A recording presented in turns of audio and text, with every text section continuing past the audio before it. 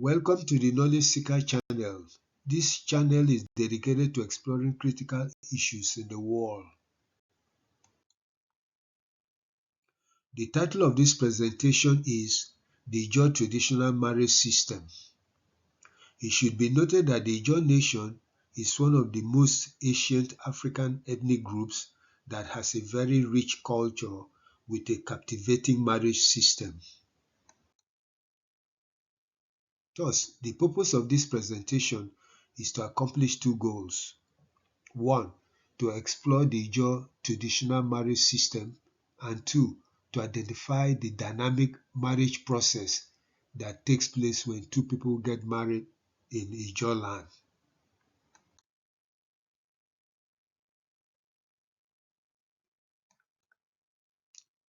What is marriage?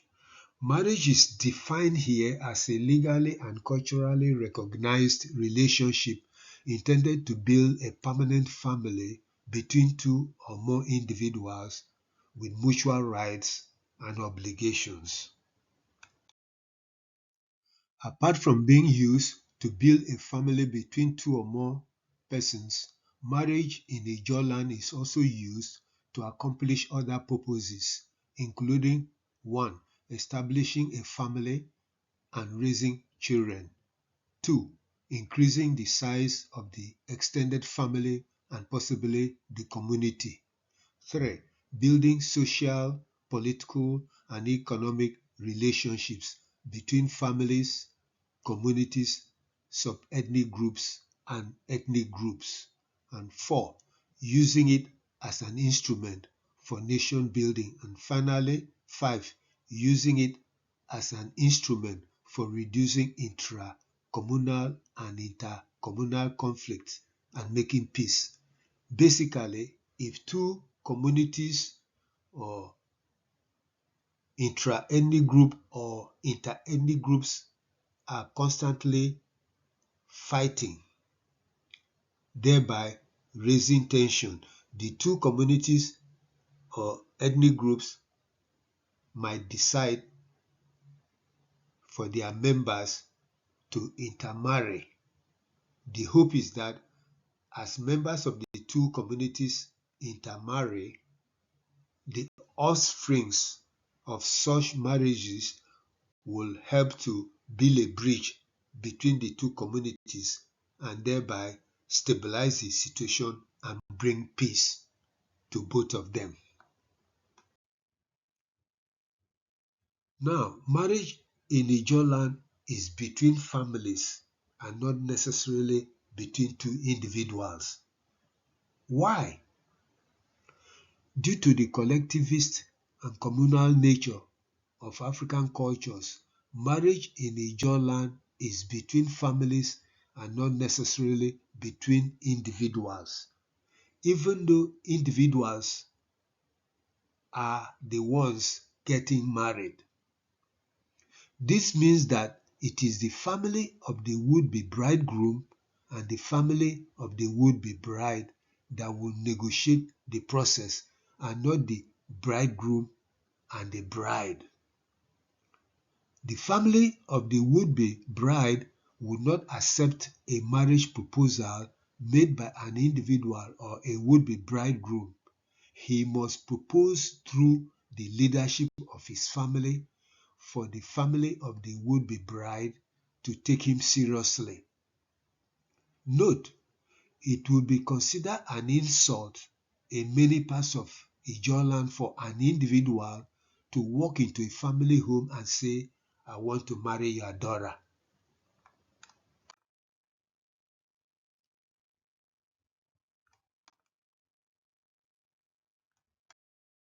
Therefore, the fact that a man and a woman are in a loving relationship does not necessarily guarantee that the man and the woman would get married because they are already lovers. Why? Because the two families will determine whether they want to establish a relationship. The family of the would-be bride might not want their daughter to marry the man because of his character and the reputation of his family.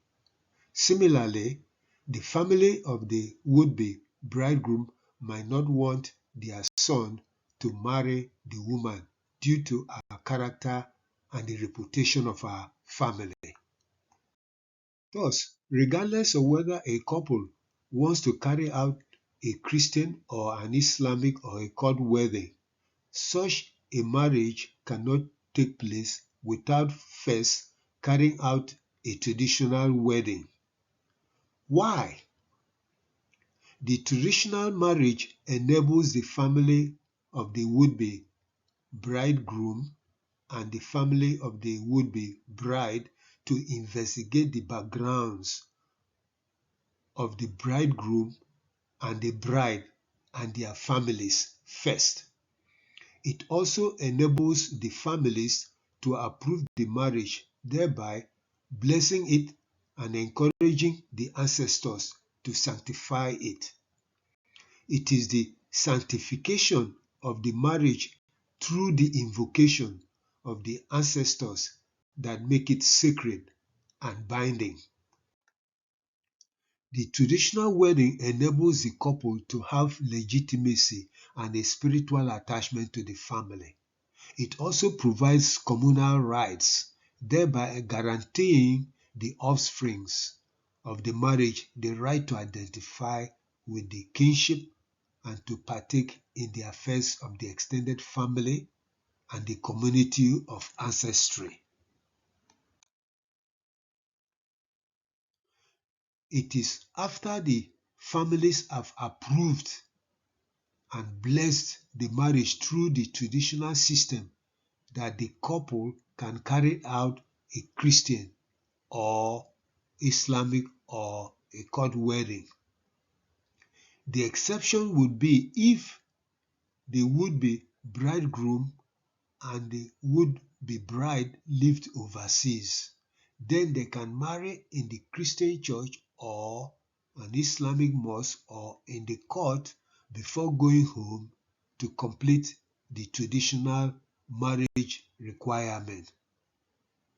Thus, marriage can be expensive, especially for those who want to marry in the church or in the mosque after the traditional wedding.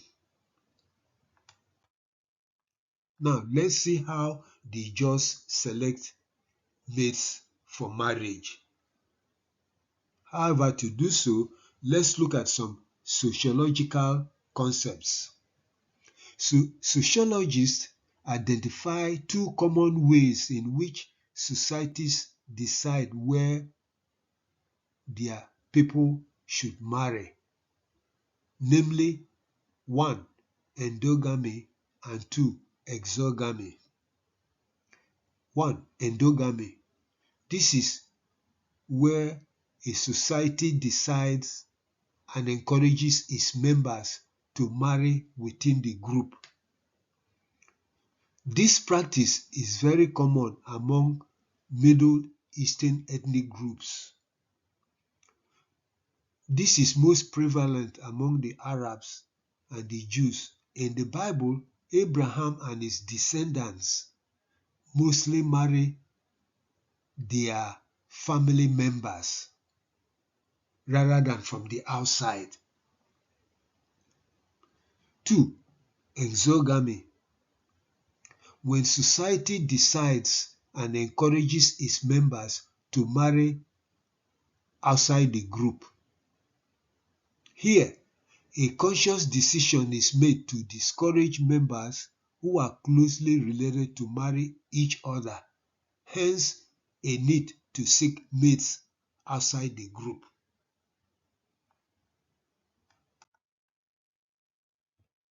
Note, basically, the Ijaws select their mates within and outside the group.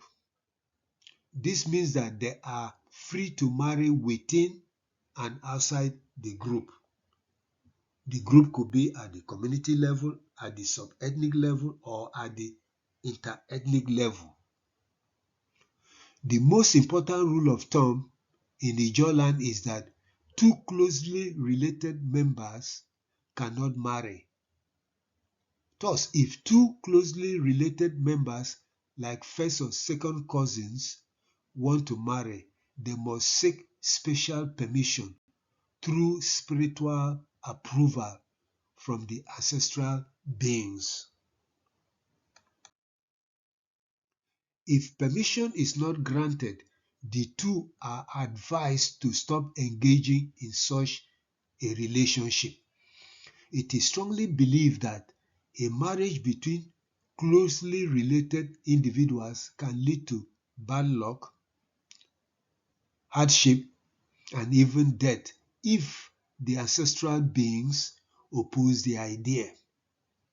Because the Ijaws marry from within and outside the group, there is extensive Ijaw relationship with other ethnic groups in Nigeria due to inter-ethnic marriages. The selection of mates for marriage is further influenced by two other sociological considerations, namely 1. Homogamy and 2. Heterogamy. 1. Homogamy. This is when an individual selects a mate who shares similar characteristics. For instance, when the son or daughter of a rich family decides to marry an individual who is also from a rich family, or if a university graduate prefers to marry another university graduate instead of going below or above the educational level to marry someone, that would be considered homogamy. 2. Heterogamy. This is when an individual chooses to marry someone with different socioeconomic and educational characteristics from him or her. In this case, if a university graduate decides to marry someone with a lesser or higher education. Similarly, if an individual decides to marry someone who is of a different faith or social standing. Note, heterogamy was very common in the past among the Ijaws, since family reputation and honor were considered much more important than education or socioeconomic standing. However, Western education and professionalism are contributing to an increasing preference for homogamy among the Ijaws, even though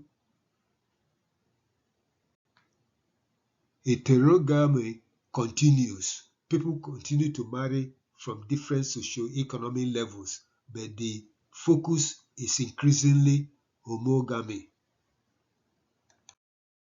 Today, as a higher number of Ijaw people attend Western educational institutions and attain higher degrees, more people want to marry people who share similar beliefs and values. Hence, the children of the political, educational, and professional elite prefer to marry those who also have the same backgrounds as they are. Therefore, elitism is taking hold in Ijawland. The trend is gradually contributing to the breakdown of the collectivistic and communalistic system while encouraging individualism and class consciousness among the Ijaws. Now, let's look at the different types of marriage systems, forms, and plans in Ijawland. It should be noted that the Ijaw nation contains several sub-ethnic groups or clans. Since it is not possible to touch upon the specific nature of the marriage system of each sub-ethnic group or clan, the focus here is to use examples from 3 methods used by 3 sub-ethnic groups and draw some kind of generalization from them. This is not a perfect approach, but it is the only way to manage the complexity. The 3 basic types of marriage arrangements or plans are 1. Iya, 2. Igwa, and 3. Waribio Besime in Kalabari sub-ethnic group or clan. Nimi Jacques refers to the same 3 in Kalabari as 1. Iya Sime, 2. Igwa Sime, and 3. Iru Sama. Thus, 1. Iya, which is Iya Sime, is the most formal type of marriage. It is also the most expensive in the sense that a higher dowry is paid by the bridegroom to the family of the bride. Quite often, the Iya marriage type involves relationships involving women married from outside the vicinity of the community of the bridegroom. This means marrying someone from outside the immediate community or clan or from a different ethnic group. A woman married under Iya has a high social value and is treated automatically as a member of the bridegroom's or husband's family. When she passes away, she is buried in the homeland of her husband and not taken back to her land of origin. Children born under the Iya form of marriage remain permanently in the homeland of the father. Divorce is not or is rarely allowed in this type of marriage system. 2. Igwa or Igwa Sime. This is the second type of marriage in Kalabari. The Igwa is less expensive in dowry compared to the Iya. The children claim their inheritance from their mother's side of the family. The children may choose to remain either on the father's or mother's side of the family. Divorce is permissible under the Igwa type of marriage.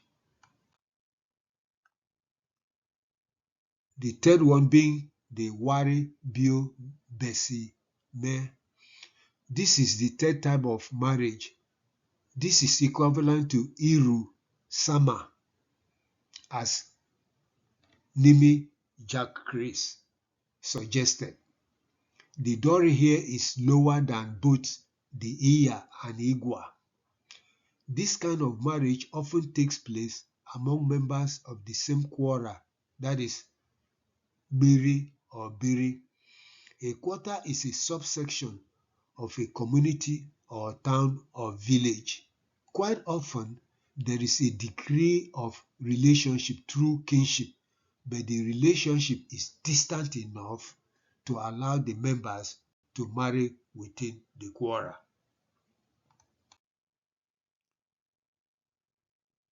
Again, Nimi-Jacques adds 2 informal types to make the Kalabari system 5 in number. There are 4 Are Ibaraimi and 5 Ofosime. That is concubinage. So let's look at number 4 and number 5.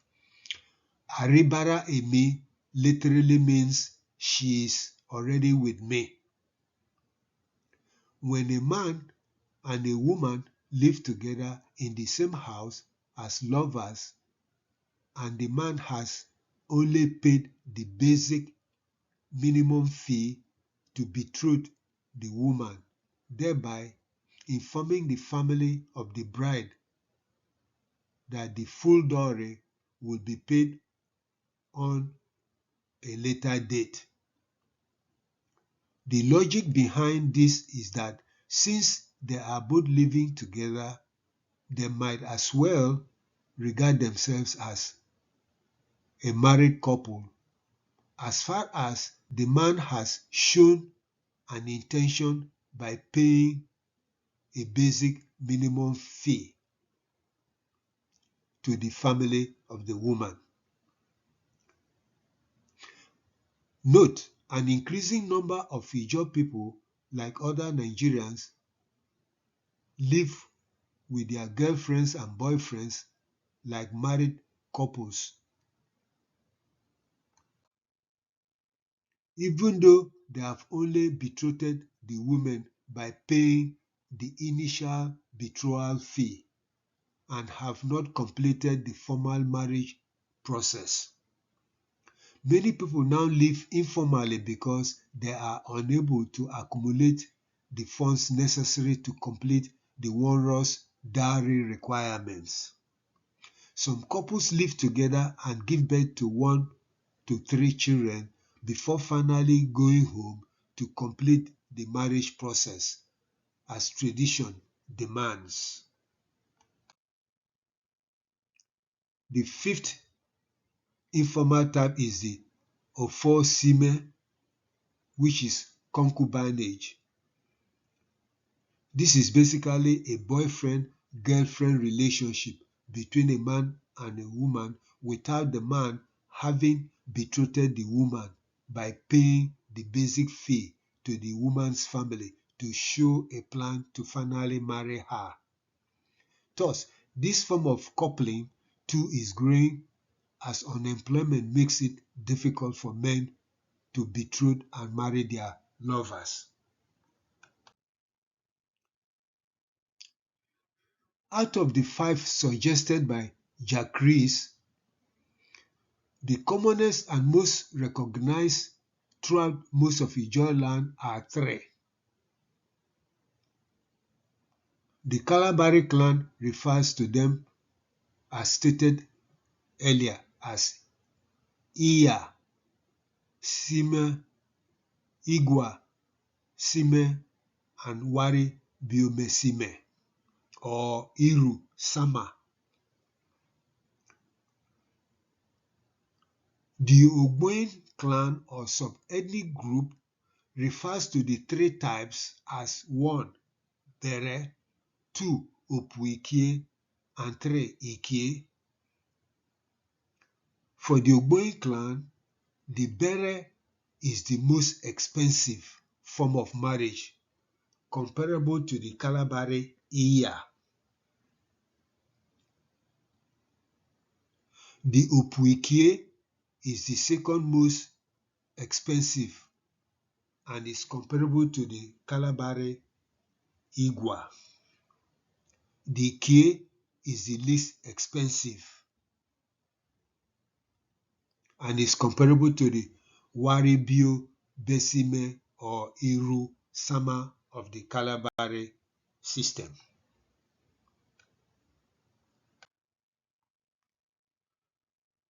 The Kolokuma clan or sub-ethnic group too has 3 types of traditional marriage system. They include 1. Bere, 2. Ikie, and 3. Du. Thus, the bere is the most expensive and the wife must remain in the husband's family. If she passes away, she is buried in the husband's community rather than taken to her ancestral hometown or community. The ikie is less expensive and the wife may be taken back to her ancestral home if she passes away. Do is the third kind. This is marriage by inheritance. So you can see the Kolokuma bere is similar to the Ogbui bere and the Kalabari iya. The Kolokuma ikiye is similar to the Ogbui opu ikiye, but the do is slightly different from the other. The do type of marriage takes place if a husband dies. The wife may choose to remain in the family of her husband or leave to marry someone else.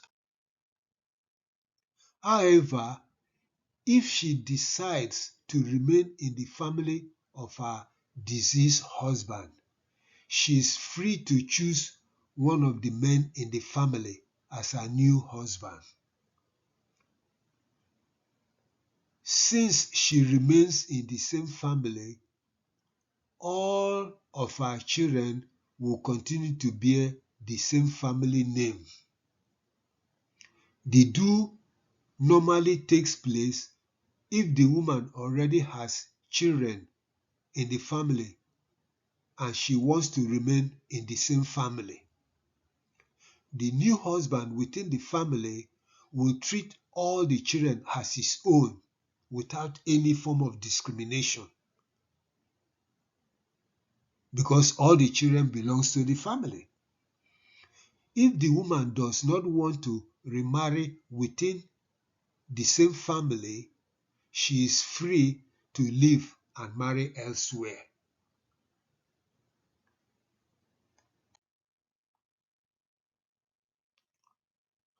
The Okrika or Wakrike clan or sub-ethnic group seem to pay greater attention to the Iya and Igwa, with more people opting for the Igwa plan. Here again, Iya is the most expensive marriage plan, like in Kalabari, in Ogbu's bere, and in Kolokuma bere. In Iya, the children remain on the father's side of the family. The igwa, this is less expensive, just like the igwa in the Kalabari system, the opu ikie in Ogboin system, the ikie in Kolokuma system. The igwa allows for divorce. Likewise, the children might be identified more with the mother's side in terms of inheritance. So here again, you can see the three sub-ethnic groups have similar systems, with the Kolokuma system slightly different on the third option.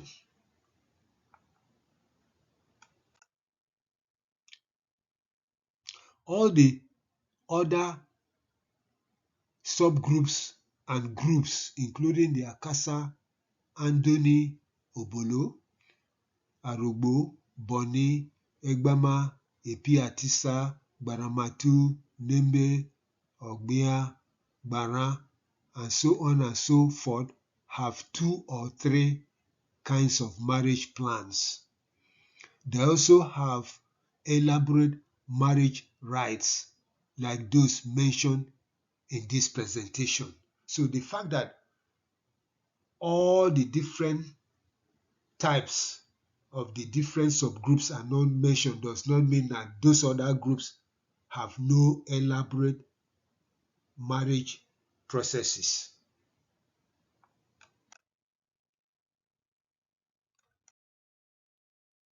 Since the Ijaw nation contains many groups and subgroups, it is not appropriate to use the process of a particular subgroup to generalize about the marriage process across Ijawland. Nonetheless, for purpose of this discussion, the Arugbo marriage system as described by Gabriel A. Eshantoni is utilized to show the process involved in initiating and completing the union of two individuals in Ijawland as husband and wife. Although a marriage involves two individuals, as stated earlier, nonetheless, the families of the bride and the bridegroom are extensively involved in deciding and actualizing the process. In other words, it is the tradition that marriage takes place between two families and not necessarily between two individuals. Why does a marriage take place between two families instead of two individuals? The reason is that the Ijaws have a collectivist communal culture where the extended family is regarded as the pillar of the family, not necessarily the nuclear family as in the Western world. As a result, it is the families that decide whether they would allow their sons and daughters to marry the individuals they choose as mates.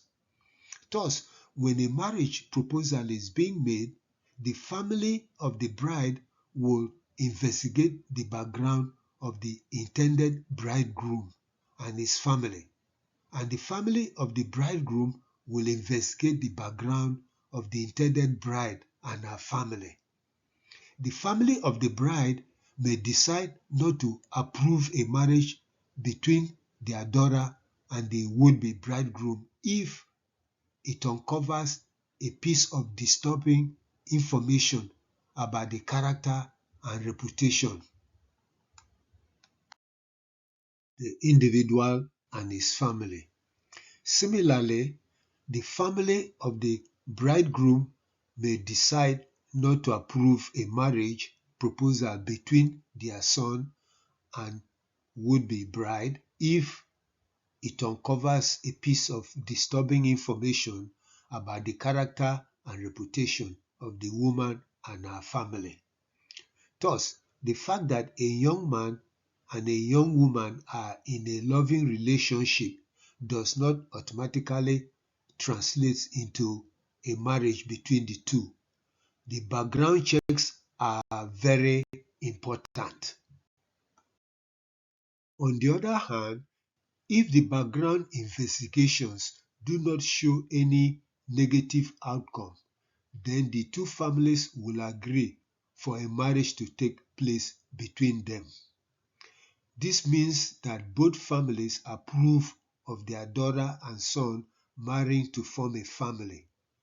The investigations are very crucial for young men and women who are marrying for the first time. The reason is that the families are very protective of their children and the honor of their family names. If both families agree for a marriage to take place, then the process of completing the traditional marriage system begins in earnest. Now, let's look at the process again using the Arugbo system. 1. The bridegroom's family must initiate the marriage proposal by contacting the family of the would-be bride. Quite often, the family of the bridegroom will set up a committee made up of 2 or 3 people after an extended family discussion of the matter. Ijaw tradition demands that only the representatives of the would-be bridegroom should communicate to the family of the would-be bride and not the bridegroom himself. Note, it is considered an insult for an individual to walk into a family residence and inform them about an intention to marry their daughter. Such a move can result in the termination of the marriage.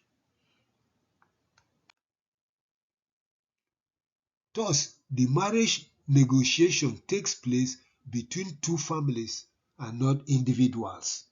It is important to re-emphasize this point. 2. The family of the bridegroom will make contact and set up a date that is agreeable to the family of the bride for the two families to have a meeting. Let's look at the specific process. A. The Binyawuru. The first contact involves the presenting of a little gift, such as a bottle of gin, to the father or leader of the bride's family as a form of requesting a meeting for negotiation. B. Egberigba Wuru. This is a gift of a bottle of gin and some money given to the father or head of the family of the bride to initiate discussion for a marriage proposal. C. Bibiri Okuba. This is the giving of a bottle of gin and some money to the father or head of the family to approve a proposed marriage. Thus, the committee sent by the family of the would-be bridegroom is requesting the family of the bride to approve a marriage being proposed. D. Shihekuma. This involves a bottle of gin and a specified sum of money given to the family of the bride to ensure that it agrees with a scheduled date to meet and negotiate with the family of the bridegroom. In other words, this is to ensure that a scheduled meeting would eventually take place. E. Wari Benite. This is the gathering of the bride's family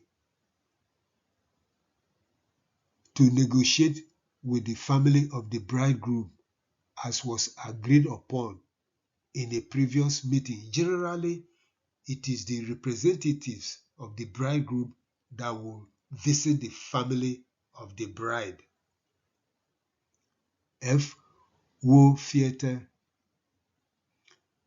This is the offering of various alcoholic and non-alcoholic drinks to start the negotiation for the marriage of the would-be bride and the would-be bridegroom. It is at this stage that the dowry price and other necessary items are negotiated. Note, the dowry price is determined by the type of marriage. If the most expensive option is preferred, then the dowry price will go up considerably. G. Fitibi. The payment of the dowry and the provision of more alcoholic and non-alcoholic beverages and other gifts. At this stage, the gathering is celebrative as both sides talk, eat, and drink together for the union of their son and daughter. H. Yingi Okuba. This is the money given to the mother of the bride to acknowledge her giving birth to the daughter. I. Ugunkumai. The entertainment of visitors with music, food, and drinks. This can be lavish because the occasion almost always turns into a party. as people dance and celebrate the marriage. The members of the two families now refer to themselves as in-laws, as the couple is introduced to the public as husband and wife. Sometimes it is almost like a festival or a carnival. Je wo serite. This is when the bridegroom and his family want to leave. The bridegroom and his family members will shake hands with the family members of the bride as well as the visitors as they are about to leave. Since the bridegroom and the bride have become husband and wives, the wife will accompany the husband and his family as they leave. Note, depending on the clan or sub-ethnic group, it should be noted that during the negotiating process, when the would-be bride is asked whether she will accept the marriage proposal or not, she would be advised by the females in her family and girlfriends not to open her mouth and accept the proposal until the bridegroom and his family members provide as much financial gift as possible through spraying of money before she agrees to accept the marriage. During this entertaining phase of the marriage ceremony, the bridegroom, his family members, and friends would be throwing lots of money as gifts to encourage the bride to open her mouth and say that she accepts the marriage proposal, while her family members are telling her not to open her mouth so that the family of the bridegroom will continue to spray some more money to her. Sometimes the financial gift runs into thousands or millions of naira, dollars, and euros, depending on the financial status of the bridegroom, his family, and friends. Normally, the bridegroom, his family, and friends want to impress the bride, her family, as well as the visitors that they are not poor. Here you see a picture of the bridegroom spraying the bride with money. You see, he will keep on spraying the money until he get to a point where she feels he has sprayed enough money before she will accept the proposal. Apart from the dowry and various alcoholic beverages, sometimes the list also includes such things as money for the bride's parents and their attire, money for the bride and her siblings, mortar and pestle, a canoe and a fishing net. This could be replaced with cash, boxes of clothes for the family, several liters of gin or alcoholic beverages, salt and other items. The list is often long. Note, the marriage process as described above pertains to the Arugbo clan or sub-ethnic group of Ijawland in Ondo State.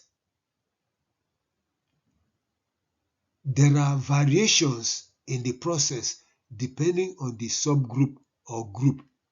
Nevertheless, the traditional Ijaw marriage system follows the general pattern described above. It is unique and ceremonial but very entertaining. Conclusion. Indeed, the Ijaw nation, one of the most ancient African nationalities, has a rich culture with a very captivating and colorful traditional marriage system. Due to the sacred and democratic nature of the culture, members are given options to marry based on their financial and social standing and choice. Generally, there are three formal marriage plans, with most people choosing the most expensive and the least expensive dowry payment types. Since the Ijaws marry within and outside the group, interethnic marriages have enabled them to have relationships with other ethnic groups in Nigeria and around the world. Thank you for listening to this presentation.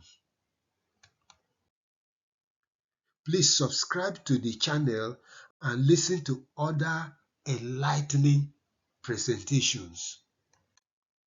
Once again, thank you